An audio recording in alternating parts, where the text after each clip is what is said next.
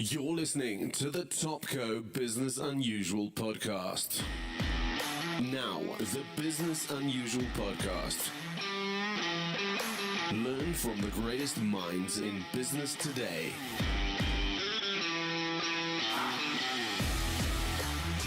Interviews hosted by Ralph Fletcher.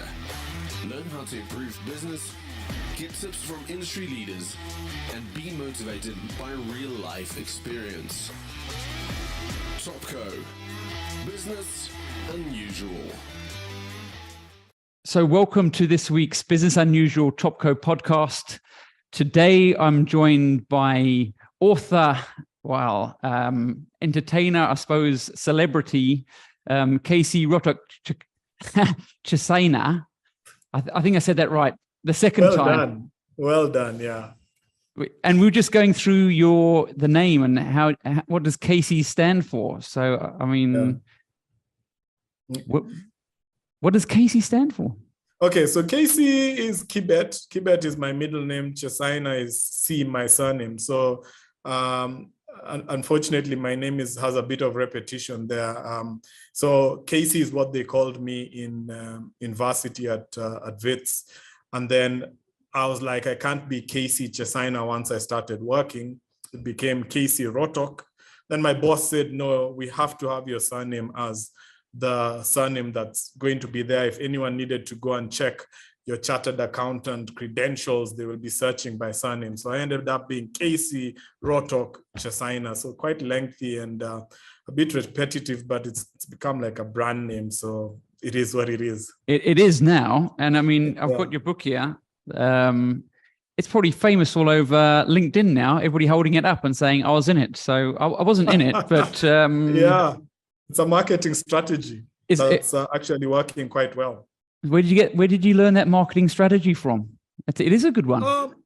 Yeah, I mean, I follow people on Instagram, and I see they get other people to endorse their products, and it's more powerful than you yourself there, showing, hey, this is me, this is my work, go out and get it. So if in retrospect, maybe I should have featured 100 CEOs rather than 31.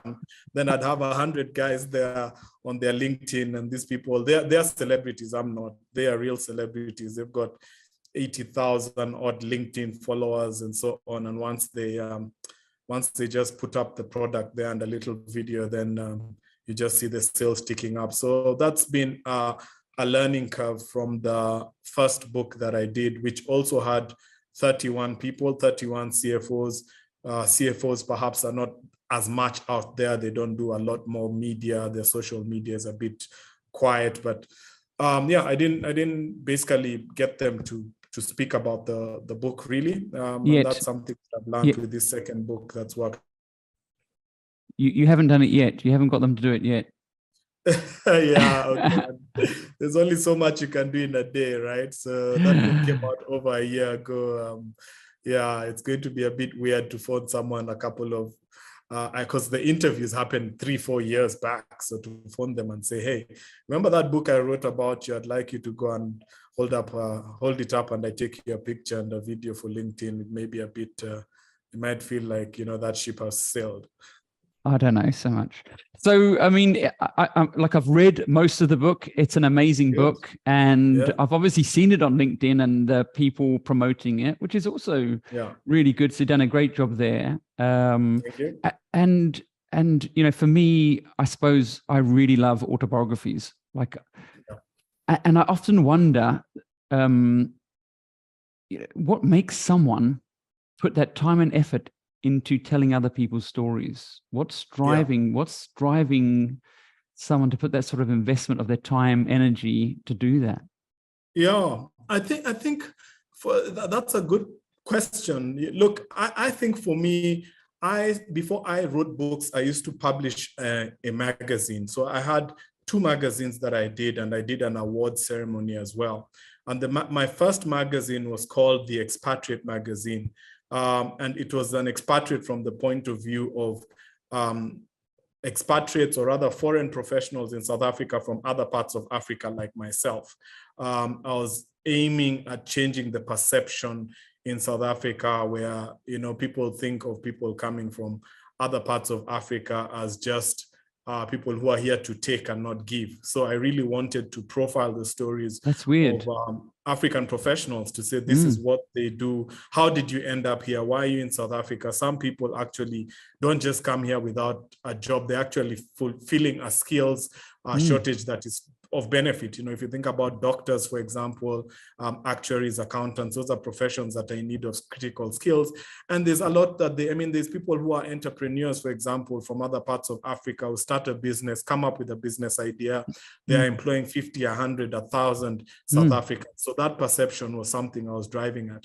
And I think that's when I got into the game of telling other people's stories. And as a result of that, that's how I ended up with the book. And then, I then just got, I'm fascinated like you are, and I think we all are, about people's stories, how they got from one place to another. Yeah.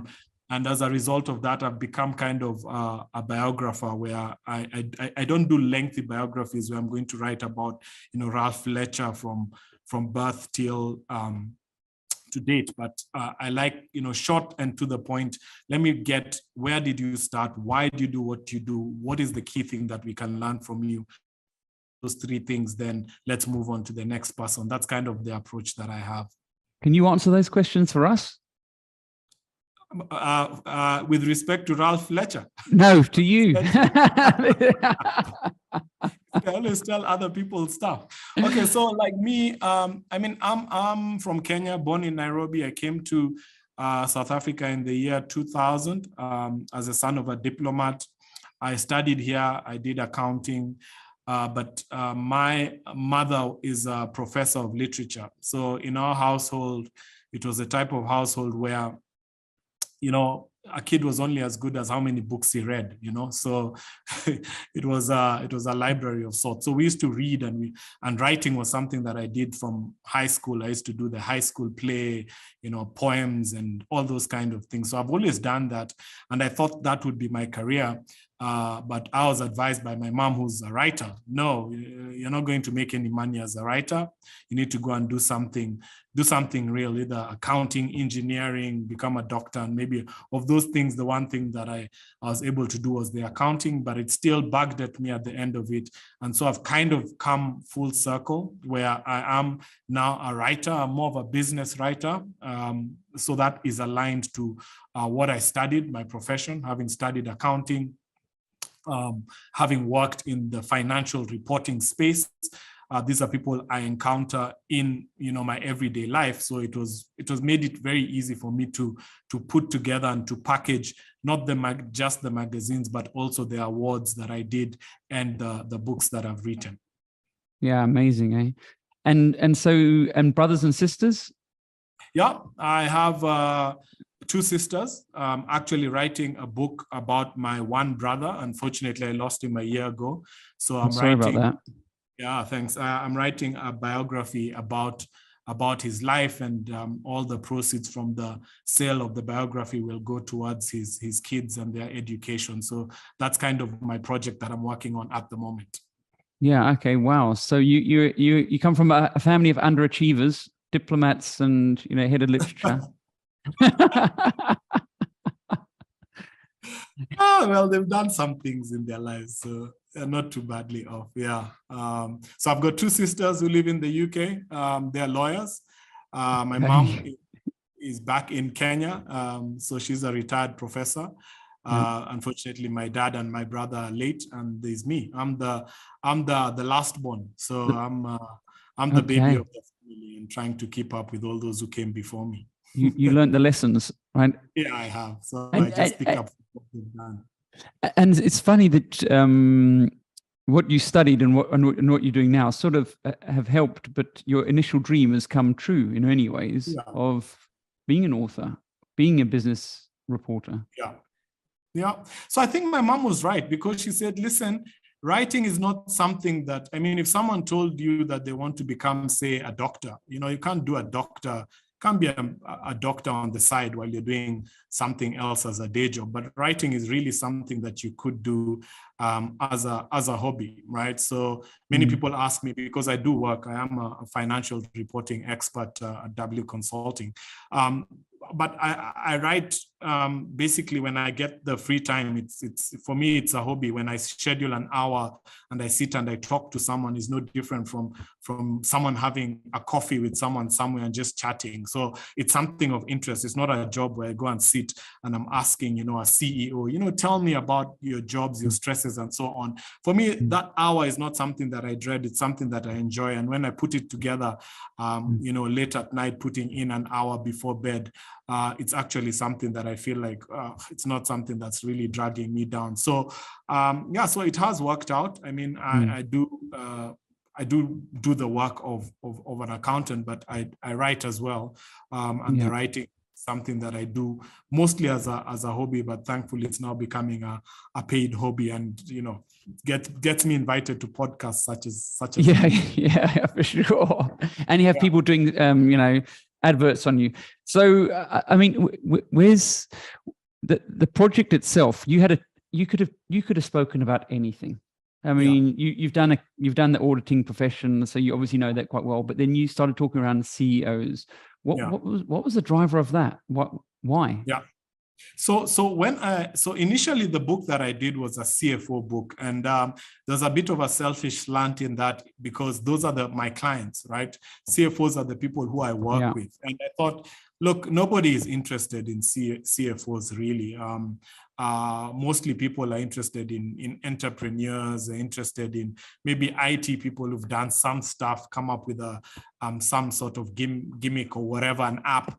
But no one talks about the CFO. They're in the back room. But a lot of these companies, especially here in South Africa, their success is pinned on the CFO. When there's not enough cash at Vodacom, people are looking and they're wondering, what's this CFO doing? Can't he manage treasury? And banks, their balance sheets are not looking good. Then, yes, they look at the CEO, but the CEO then goes to the CFO and asks him what's going on. Same with reporting failures when companies Steinhoff and so on. Yes, there's a CEO, but the question they ask afterwards is, was he in cahoots with the CFO? So I thought the CFOs had a story to tell. And that's how I wrote my first book, which is Masters of Money, strategies for success from CFOs of South Africa's biggest companies. And then that book did well enough for the publisher, Jonathan Ball, to ask me to write a CEO book, saying, there's no CEO book in the market. There's lots of books that are focused on one individual, but there's none that cuts across and tries to identify, the success factors for CEOs in big companies. And therefore, I was the man for the job. It became easier because with the success of the first book, I could easily ask a CFO to recommend me to his CEO.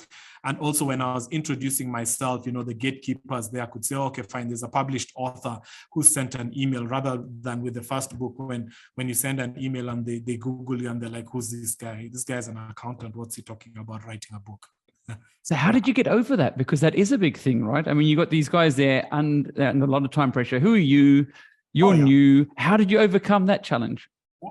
Yeah, so it's all about persistence. There's no magic trick. I can't tell you guys. I can't tell you to log on to this feature and it helps you do it. It's all about persistence and using multi-pronged approaches to get hold of someone. So you're not going to get everybody through LinkedIn. You want to get everybody through email. You're going to get them through using different, if you really want to get someone, you really need to use different access points. So if, for example, I'm looking for the CFO of MTN, do you know anyone who works at MTN? Send them a WhatsApp, give them a call, ask them, I'm trying to get hold of your CFO. How would you advise me to do it?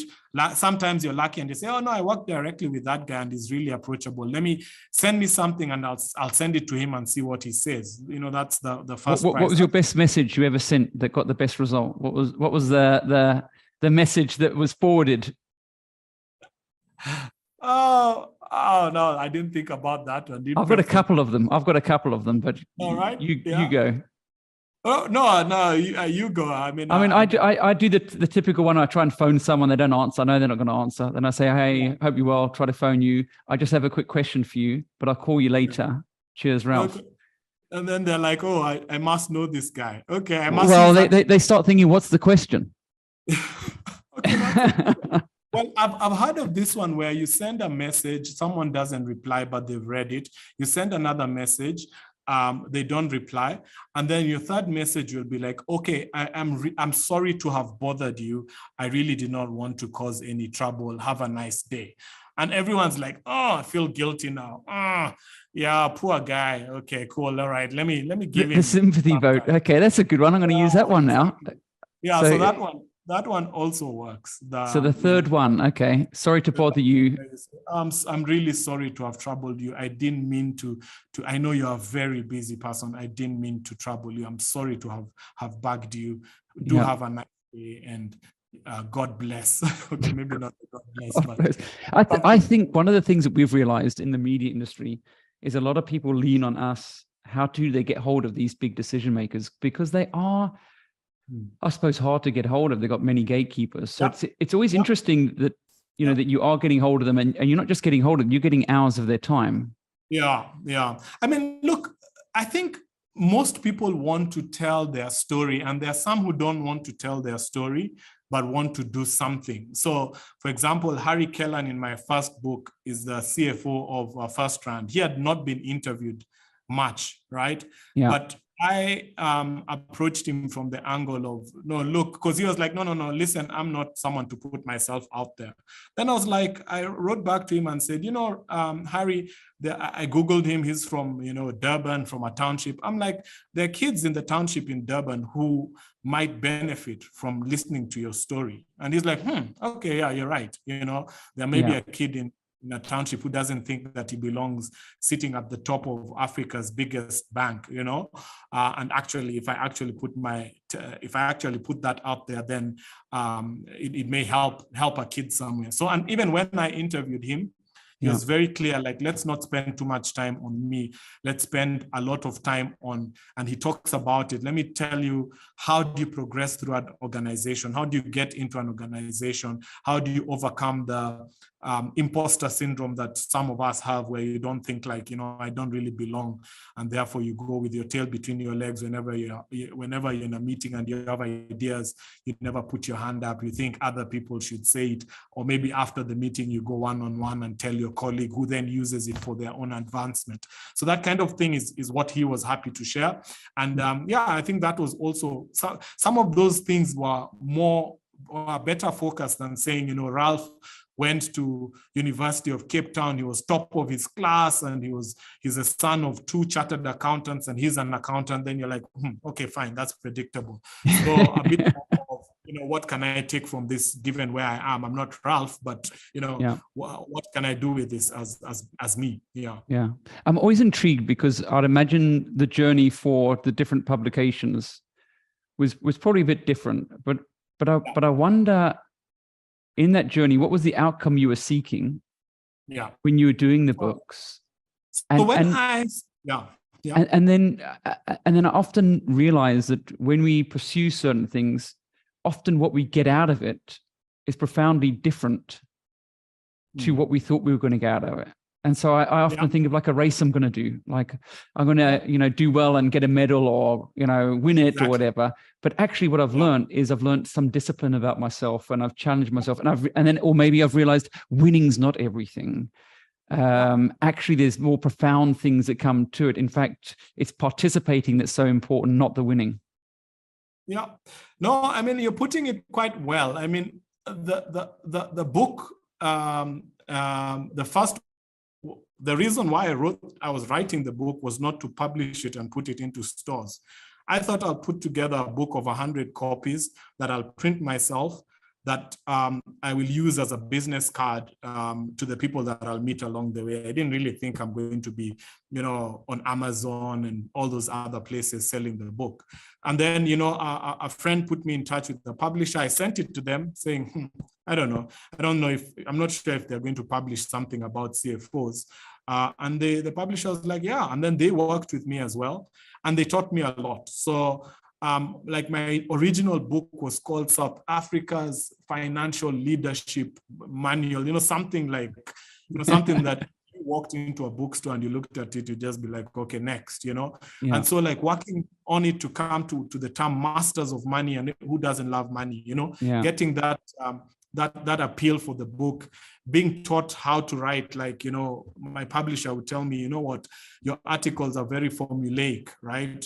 One guy to the next guy, you're following the same process. You start by telling us where he went to school, what he does, what his challenges are, and what book he's reading. You know, switch it up a bit. You know, let me not know what to expect from the next chapter, that kind of thing. You know, and then the feedback, and then also my growth, not just as an author, but as a person. Because then, you know, initially you're thinking, you know, this is an exclusive club. You know, you're not a member of the authors club of South Africa, and you have to wait for your invite, you know? And then now you actually think, I'm actually sitting next to, I go to a book fair and I'm sitting next to like the top authors in South Africa who've written, you know, 20, 30 books. And I'm like, wow, I'm sharing a platform with this guy. I go to Exclusive Books and I see my book there right next to, you know, Spare from, you know, Prince Harry. And you're like, okay, cool. You know, I mean, I can be there, you know, so it's something like, you know, they say you should try something, because if you succeed at it, great, you've succeeded.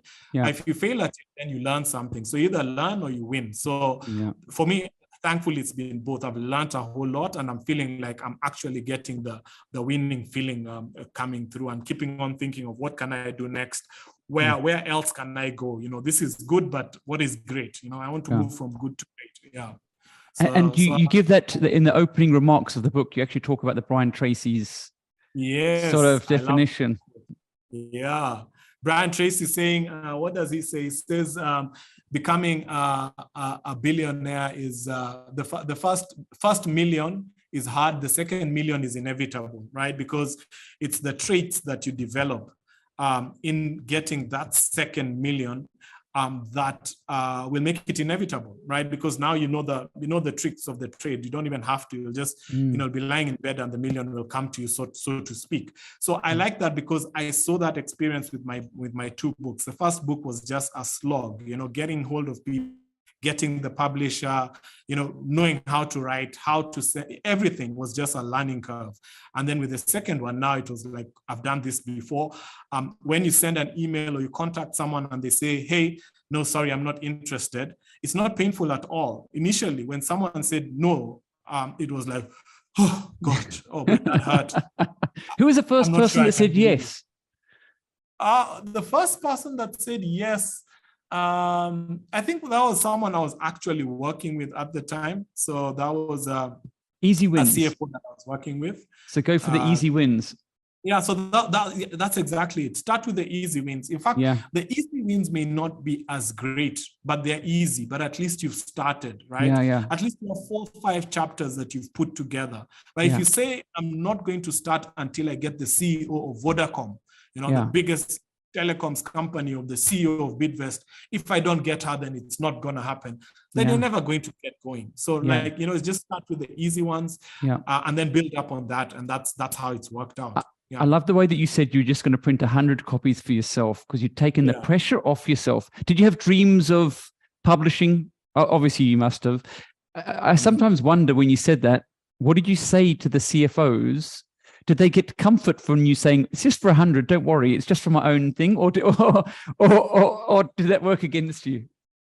No, so that's what I planned, but that's not what I told them, right? Okay. Because they're not going to give you an hour for you to print 100 copies that you need to store in your bedroom, you know? That's not worth their time. They want to be told that, first of all, who are you? First of all, you need to like project yourself as this. You want to talk to me? I'm the guy, right? And who are you? How did you do that? Yeah, so with that, I basically just talked about the great things that I've done in my profile, the people I've interviewed in my magazine, the fact that, you know, I've been on TV before, the fact that I've run an awards ceremony, and these are the kind of guys I've had at my awards, you know, which then they begin saying, okay, fine, you know, KC is, okay, first of all, he seems to be a decent guy, you know, he's a guy worth an hour of my time, you know, because I'm very senior, I only deal with senior people. Then secondly, the project, you know, even if you don't have a publisher, you know, talk about how this book is going to be distributed. And even if a lot of it is dreamy stuff, just put it on there, because you're actually describing your lofty ambitions, so no one wants to work with someone who's not dreaming big. They want to join a big dream. No one wants to join a dream that is, okay, kind of, let me tell you, it's small now, I'm hoping to get hold of a publisher. So, this is under consideration. I'm kind of, picking which publisher I want to work with, I don't have one that I've settled with, but it's my choice. I'm kind of picking which one, make it sound like the offers have been coming in. Thick and fast. Whereas it's kind of, so. Where did these sales tactics come in? I mean, the diplomat and No, I think the sales tactics came from the magazine, right? When I told you the reason why I did the magazine, and I spoke to a few publishers and so on. When I started, my very first magazine was woeful. It didn't look that great. It was just, the paper was too thick and so on. So I went and spoke to publishers, and they told me about the media game. It's great to have good content, but you're not going to last very long if you can't sell, so you need to, when you're selling advertising, that's one of the hardest jobs, selling is hard, right? And I don't really be successful in any business if you can't sell yourself. Actually, not just business, many professions are also involved with selling. I mean, an optometrist, and simply the fact that your place doesn't look presentable, your name doesn't scream professionalism, doesn't sound like you're a guy who knows how to assist people with their eyes and their best sunglasses, their best glass spectacles. No one's going to come. So selling is something that is, I think, it's joined at the hip with success. So thankfully, that magazine process is something that helped me along the selling path, because I'd had to sell a lot of advertising in order to keep it, to sustain it. Unfortunately, with COVID, the magazine went bust, but that's part of the lessons that you learn. For sure, and you can take that forward. And I want to get into the book that sort of we got into, which is the X Factor, CEO X Factor. But was there any takeaways that you got worth sharing around the CFOs, the masters CEOs? Of money? Say that again. You mean the first publication that you did? Is there any sort of key things that you thought were that you got from your first book? Yeah. So CFO Masters of Money.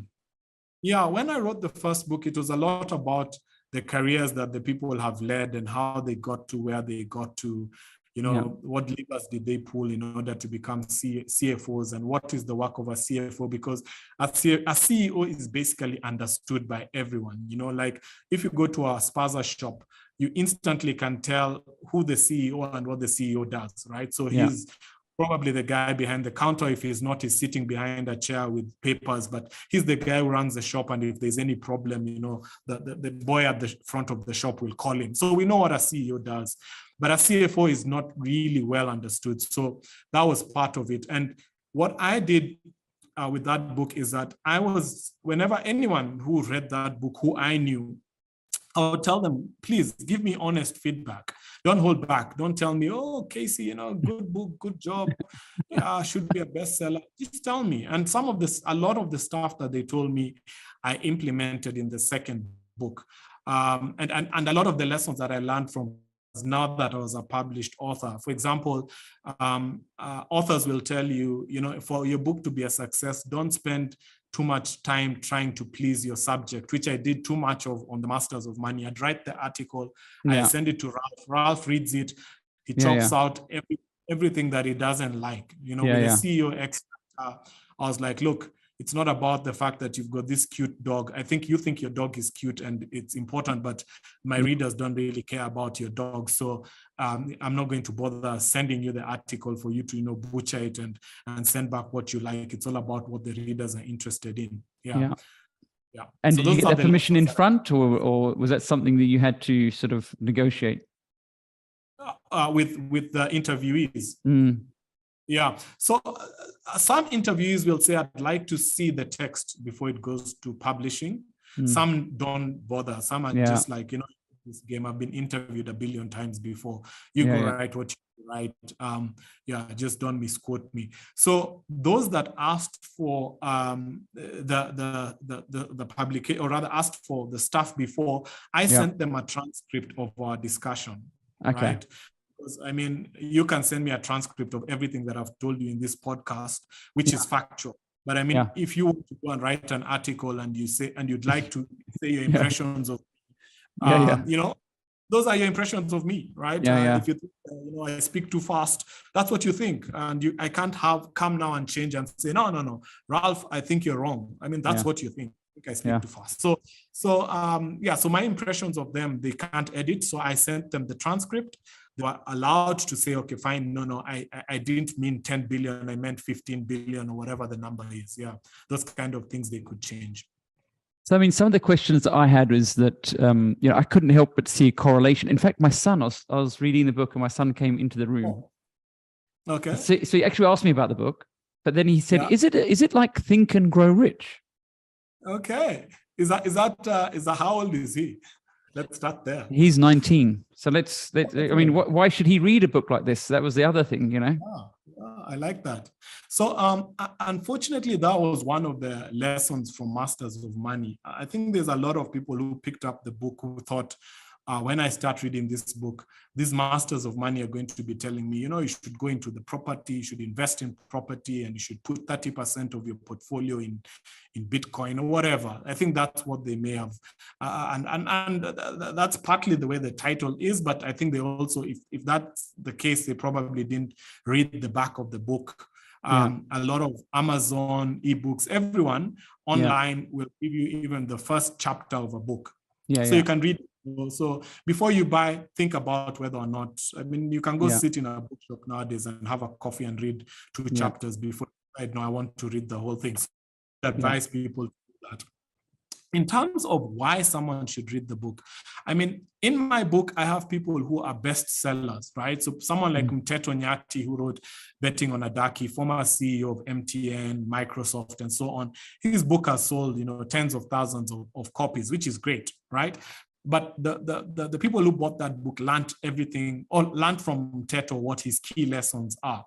What I was looking for with my 31 people, including Mteto Nyati, was to, you know what, tell me what is that top thing? What is that X factor that you think for you is the one thing? Give it to me, the thing that's top of your mind. And of course, the thing that's top of his mind is probably his best piece of advice, right? So so I was getting the best piece of advice from 31 business minds. So, and also Mteto's experience is a lot technologically based. He's also an African from, you know, a rural setting. So he can only give his perspective from the life that he's lived, right? If you contrast that with maybe, I mean, someone like the SARS commissioner and the life that he's lived, he's been an academic, he's worked in public sector, he's worked in private sector. He can compare sectors and so on, right? So he can give you his perspective. And I like people like that, because for him, he was like, let me give you, I have 6 eyes of leadership. And then he goes through them. Eye number 1, number 2, number 3 is a biblical guy. And he talks about how he correlates his business leadership journey with Moses, who was leading the Israelites out of Egypt to this, you know, land called Canaan, land of milk and honey. So I like that, because he gave that to me. And I mean, of course, Kisweta can write a full book. I'm sure he can, but I don't know what more will be so good other than those 6 eyes that he gave me. And that applies to so many other people that I have in the book, you know, women, you know, giving the female perspective of leadership, how hard it is. I mean, that means someone who picks up, I mean, Mteto Nyati can't tell you that, you know, Nyimpini, who has the book Take Charge, which has also done very well, can't really talk too much from a women's point of view. So, you know, the 10 or so women who I have in the book can be able to correlate and give you that from their perspective. So I like the fact that it's broad. Your son should not think it's a Think and Grow Rich type of book, although if you want to go from I mean, there's entrepreneurs, the guy who started the largest private school education company in Africa, you know, Chris van der Merwe of the Curo schools and Stadio Multiversity. He's there. He also talks about entrepreneurship. So there's a bit of that. There's a few of the entrepreneurs in there, the Vodacom guy, and how he, you know, took the equipment business and ran with it and ran it like his own business, that kind of thing. There is a bit of that, but I don't think it is a man. I touch on that in the intro. You must have seen that, Ralph, where I talk about CEOs. They earn 55, 60 million rand a year. Why do they earn so much a year? What is it that they do? So there is an angle to that as to success. There's an aspirational angle in the book, but I think it's mostly a career progression book more than, go and spend your money on Bitcoin type of thing. Yeah, for sure. I mean, that Shamil thing was interesting. Mteto's was interesting. Mpumi from Bidvest, I thought was interesting for different reasons from that female perspective. And I suppose one of them was that she went into board meetings really not sure what to ask other directors. And I was thinking to myself, geez, that's so simple, but so profoundly important, because there's people that get promoted and you don't realize what people don't know. I loved Mpumi's story. Oh, wow. For that. Yeah.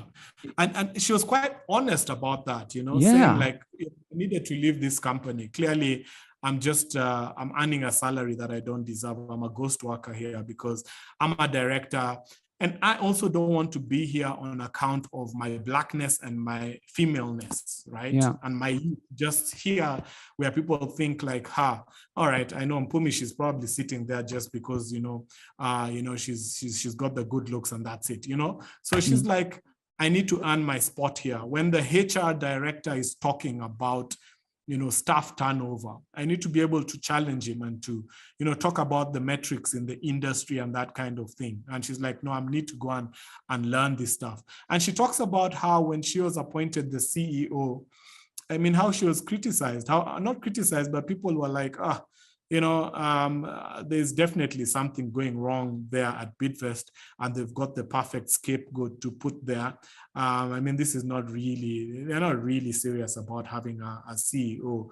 And I loved interviewing her because, when just the 1 hour I spent with her, I could just see this is a proper business leader, not there because of ticking any box or as a token appointment.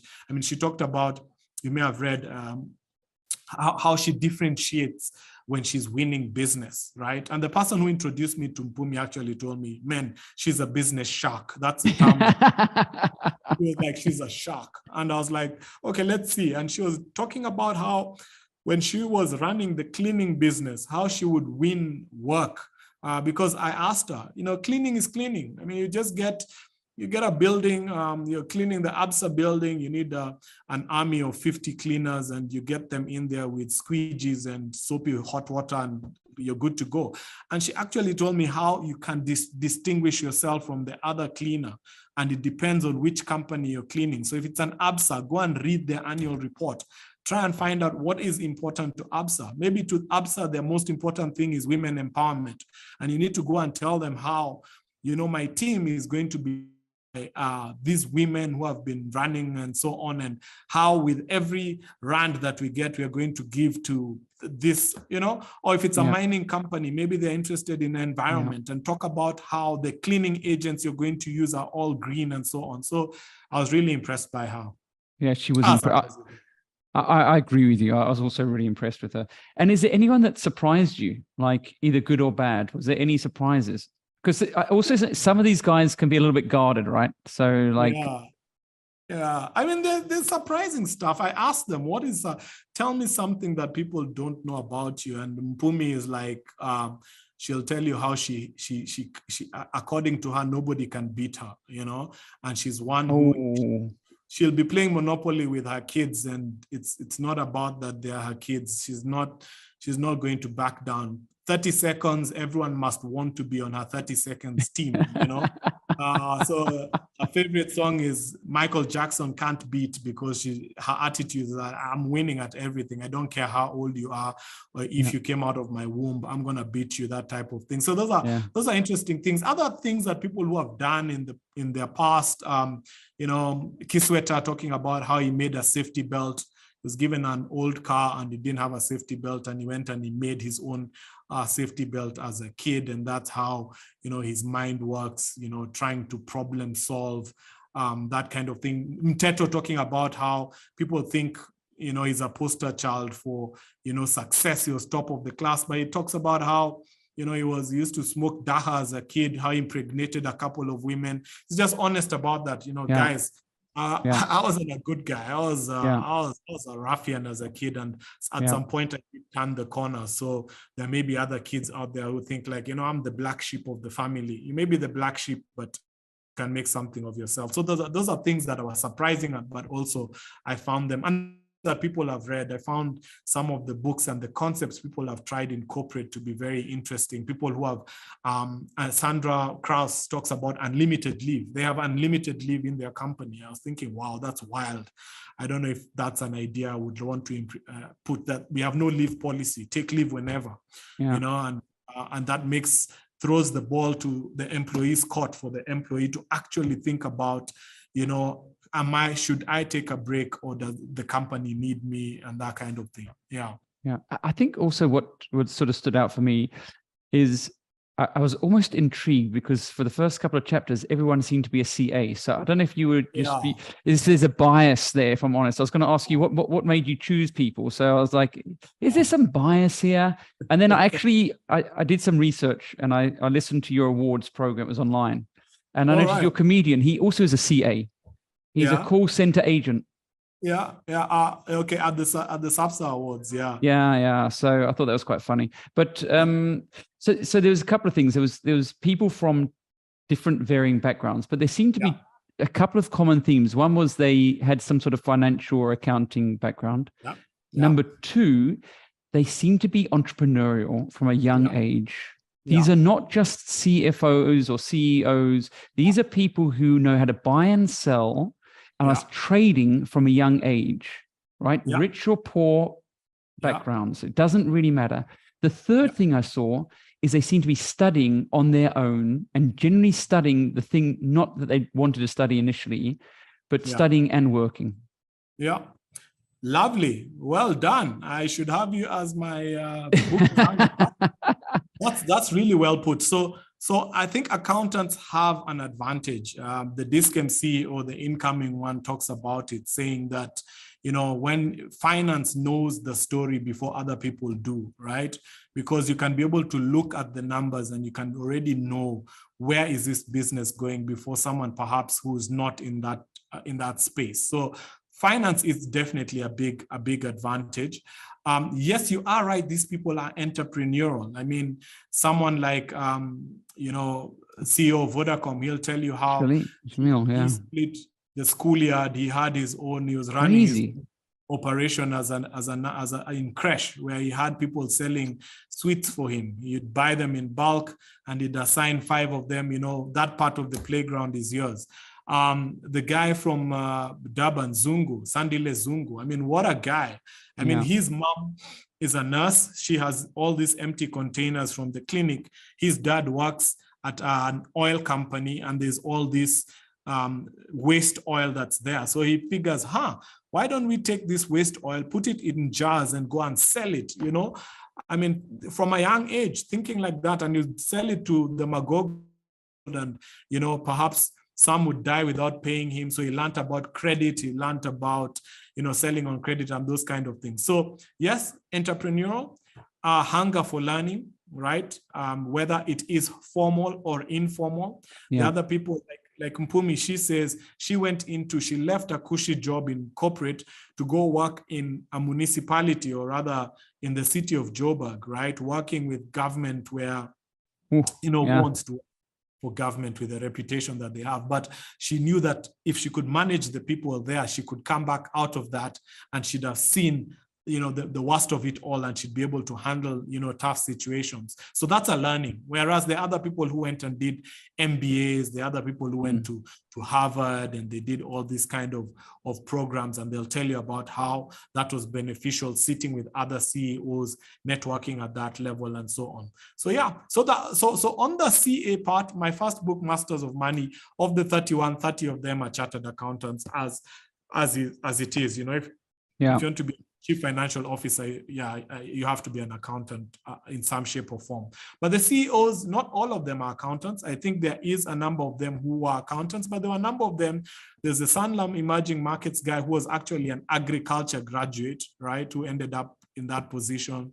There's people who never even, who dropped out of, who are teachers, like the Kuro guy. And he says, right, I'm a teacher, but I went and hired a bunch of chartered accountants. So even if he didn't study, he knew this is a gap that I do not have, right? I'm very good at the education sector, but on the numbers side, I'm very poor. And he spent money on qualified staff who knew much more than him to help him take his business to where it ended up. So that's another thing, being able to identify the skills gaps and being self-aware, right? Being self-aware is also very important.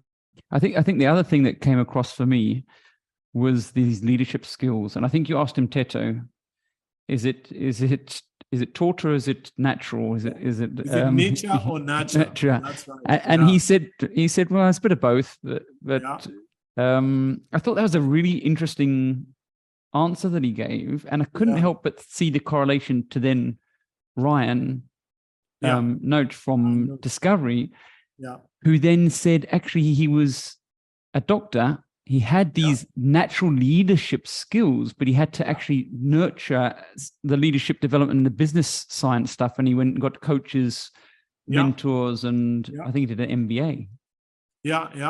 So I can't remember. I think he did do an MBA, but I do remember that he invested in that leadership side of his, because, like as you say, he was a doctor, but he also had an entrepreneurial knack for him, because he took people to war-torn places and helicopters for whatever, for life or something like that, and so on. So he did always have that interest. And he wasn't your traditional doctor. I mean, this guy was a bouncer when he was at varsity. And if you look at Ryan Noach, if you've met him or if you've seen him online, he's pretty buff. So he spends a lot of time in the gym. So he's not your average doctor, but he invested in that. So I think the ones who are naturally entrepreneurial have an advantage, because I mean, if from a young age you're actually thinking of selling sweets on the playground, you're probably going to have a future selling something to someone, right? But as Mteto says, because for him, Mteto, talking about self-awareness, I asked him, what's next for you? And when I spoke to him, he was still just CEO of Altron. And I asked him what's next. He said, I'm not the type of person to create something, right? So he was self-aware, because I asked him, oh, wait, are you going to go and start your business? He says, no. I'm not the guy to originate an idea. I'm a guy who, you start the idea, bring me in, and I'm going to take it to the next level, right? And that's what he's doing at BSG. I mean, BSG is an old company. It was started by someone else. It's working well. So he took all the money that he had earned previously. He's pumped it in there. He's the executive chairman. He's running the company. So he has that level of self-awareness, And he did talk about nurture, right? I mean, you can't nurture a lot of things. You can't say that someone cannot, if they are determined to become something. It's like a basketball player, right? I mean, the tall guys have an advantage, right? So that's nature, right? But there are people who are shorter than them who are much better. I mean, LeBron James is not the tallest person in the NBA, but I mean, because he spent more hours on the court, was more determined, has a greater winning attitude, same as Michael Jordan and so on, who believes, like Mpumi, that they can't be beaten, they end up becoming, the greatest of all time. So there is an aspect of both that is there. There's some natural things that can help you along the way, but if there is a level of nurture, either in the people who sponsor you or they mentor you or your parents and so on, and yourself, you can be able to get to that leadership level. And I mean, I suppose in a way there was, you mentioned the Cura guy, but not many are founders. A lot of them have taken existing businesses and made them better. One of the things that I was interested in, have you read the book From Good to Great? I don't know if you read that book. No. You have? No, I've not. No. There's a thing called a level 5 leader. And I was wondering how many of them you consider to be level 5 leaders. In other words, humble, from the back, that the others built the others. And it certainly came across that we have a significant amount of those people are definitely nurturing the next generation. I don't know who said it, but they said, learn a skill, get innovative in the skill, then teach it to someone else and move on. It might have been Keeswetter. Was that Keeswetter, or it could have been the Dragon's Den lady. I don't know if you've got to her. Yeah. So she talks about paying it forward and how it's a cycle that is of benefit to you. I mean, there's that thing saying that, even the lady from the business leadership South Africa, she talks about it, talking about how, people may think that, business leaders should focus on business and leave community and society, to the politicians and to community leaders. But she talks about how, it's all intertwined, right? It's all connected. So for example, when you're having a country where there's more and more unemployed graduates, when the economy is tanking, that's your consumer base, right? Yeah. The fact that we're having power cuts now, the guy from Piedmont talks about it, says how much money the hospitality industry is losing, because remember, hotels have to run generators, right? Casinos have to run on generators. That's impacting them. So they can't be quiet anymore. They need to be a prominent voice in changing society. As well as you talk about the paying it forward, the guy who's going to rob you is probably just, living in a society where he has no other option. Again, something that Busi Mavuso talks about, the days that we had in July, where people in KZN were rioting, looting shops, burning shops. Those are people with nothing to lose. And she talks about the South African society. A well-developed society is like a diamond, where you have super rich at the top, super poor at the bottom, and everybody else is somewhere in the middle, and it's a diamond shaped. Whereas South Africa is a pyramid, right? We have the poor at the bottom, lots of poor at the bottom, and very few at the top. And therefore, we are sitting on a ticking time bomb. And everybody needs to play their part in that. Yeah, we must all play a part